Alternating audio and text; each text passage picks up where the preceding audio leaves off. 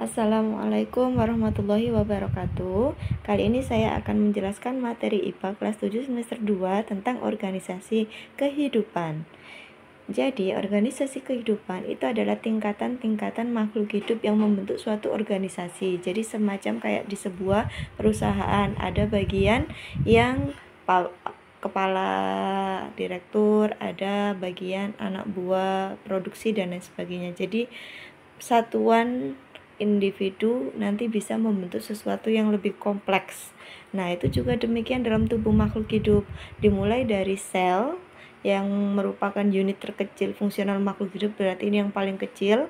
Kumpulan dari sel dengan fungsi yang masih sama membentuk jaringan. Kumpulan dari jaringan itu membentuk organ yang memiliki fungsi yang berbeda-beda. Contohnya, akar memiliki fungsi mengangkut air, mengangkut zat hara, daun untuk fotosintesis, jantung untuk memompa darah, paru-paru untuk pernafasan, kayak gitu ya.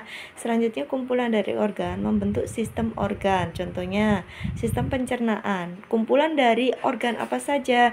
Mulut, kerongkongan, lambung, usus halus, usus besar, anus, kurang lebih seperti itu. Nah, kalau sistem organnya itu sudah lengkap, ada sistem pencernaan, pernafasan, ekskresi, reproduksi, sistem saraf, ada sistem peredaran darah, ada sistem pengeluaran zat sisa, ada sistem kekebalan tubuh, itu akan membentuk yang namanya makhluk hidup atau yang disebut dengan individu atau organisme. Selanjutnya kita bahas dulu yang pertama sel. Sel adalah unit terkecil dari makhluk hidup, jadi sudah tidak bisa dibagi lagi. Untuk melihatnya harus dibantu sama mikroskop karena ukurannya mikro atau kecil. Lah, penemu pertama sel itu adalah Robert Hooke pada tahun 1665. Dia itu menemukannya seperti kotak sarang lebah atau penjara. Nah, ini gambaran dari sel tumbuhan yang warna hijau. Yang tengah itu adalah sel bawang merah. Kulit bawang merah kalau dikelupas setipis mungkin jadinya seperti itu kalau dari mikroskop. Sebelah kanan itu adalah sel hewan. Berikutnya bagian-bagian sel. Yang pertama membran sel atau selaput sel itu adalah bungkus atau bagian sel paling luar, merupakan tempat pertukaran zat. Selanjutnya inti sel atau nukleus. Ini untuk mengatur semua kegiatan sel. Selain itu juga sebagai pewarisan genetik atau DNA. Jadi untuk mewariskan sifat-sifat dari ayah atau ibu itu disimpan di dalam inti sel. Nah, terjadinya pertukaran atau pewarisan sifat itu adalah pada saat peleburan sel telur dan sperma pada saat terjadi fertilisasi atau kehamilan. Selanjutnya sitoplasma. Di dalam sitoplasma itu kayak semacam cairan di dalam sel, itu ada ribosom. Ribosom itu untuk sinprot atau sintesis protein, mitokondria untuk respirasi sel atau untuk menghasilkan energi, badan Golgi untuk ekskresi atau menghasilkan lisosom, Re untuk sekresi protein dan lemak, vakuola untuk pengeluaran dan juga sebagai tempat cadangan makanan, bisa juga sebagai tempat zat warna. Nah, untuk kloroplas itu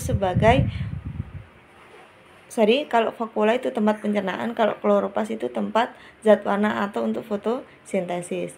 Nah, ini adalah gambaran sel hewan yang pasti di sini adalah gambaran dari sel dinding sel di mana dia itu memiliki dinding. Ya, ini adalah gambaran dari sel tumbuhan yang memiliki dinding sel. Nah, dinding sel di sini yang membedakan dia dengan hewan. Kalau hewan tidak punya dinding sel, sedangkan tumbuhan memiliki. Selanjutnya, tumbuhan memiliki kloroplas, sedangkan hewan tidak punya. Jadi, dua hal penting itu dinding sel sama vakuola, serta kloroplas tidak dimiliki oleh hewan. Selanjutnya jaringan. Jaringan adalah kumpulan dari sel yang memiliki bentuk dan fungsi yang masih sama. Contohnya di sini adalah sel darah, kalau berkumpul dia memiliki fungsi yang sama.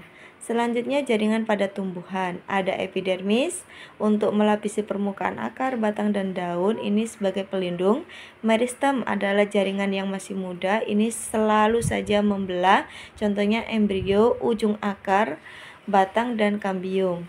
Pengangkut, ini ada terdiri dari xilem dan floem. Kalau xilem nyelam ke bawah ngangkut air dan garam mineral. Kalau floem dari kata F inisialnya itu untuk fotosintesis diangkut dari daun ke seluruh tubuh. Jadi fotosintesisnya kan di daun, tapi akar juga bisa merasakan hasil fotosintesis untuk makannya. Penyokong, sel-sel yang dindingnya menebal dan keras, contohnya kulit biji. Ini yang paling sering kita temukan pada tempurung kelapa. Parenkim, jaringan dasar yang terdapat di antara jaringan lainnya untuk menyimpan makanan. Pada daun, parenkimnya yaitu jaringan palisade dan bunga karang untuk fotosintesis.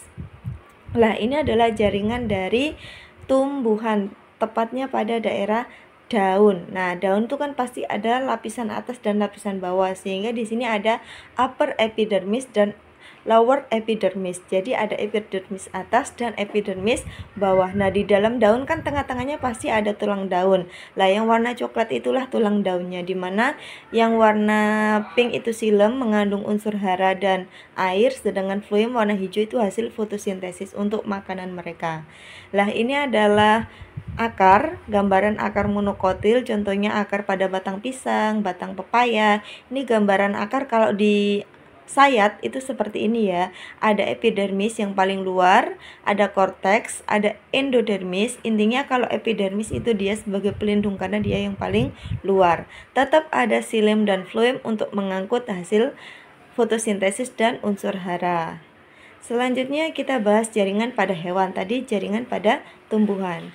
Jaringan pada hewan itu ada epitel, otot, saraf, ikat, dan penyokong. Gambaran besarnya, epitel itu adalah pembungkus semua sel yang ada dalam tubuh kita. Jadi semua organ tubuh kita itu ada epitelnya. Otot, nah kita punya otot jantung, otot lurik, sama otot polos. Otot jantung berarti hanya untuk menyusun organ jantung.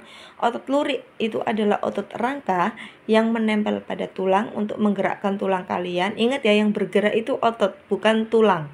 Otot adalah alat gerak aktif yang aktif menggerakkan tulang. Nah, sedangkan tulang adalah alat gerak pasif, diam, yang menggerakkan adalah otot. Selanjutnya saraf, ini untuk mengalirkan kode-kode atau informasi dari semua indera kalian, panca indera, mulai dari indera peraba, pembau, pendengaran, penglihatan, pengecap, nanti akan dikirim ke yang namanya sistem saraf atau otak dan sumsum tulang belakang. Selanjutnya jaringan ikat, itu yang membuat tubuh kalian tuh saling terikat, tidak terpotong atau tidak saling terpisah satu sama lain. Contohnya apa?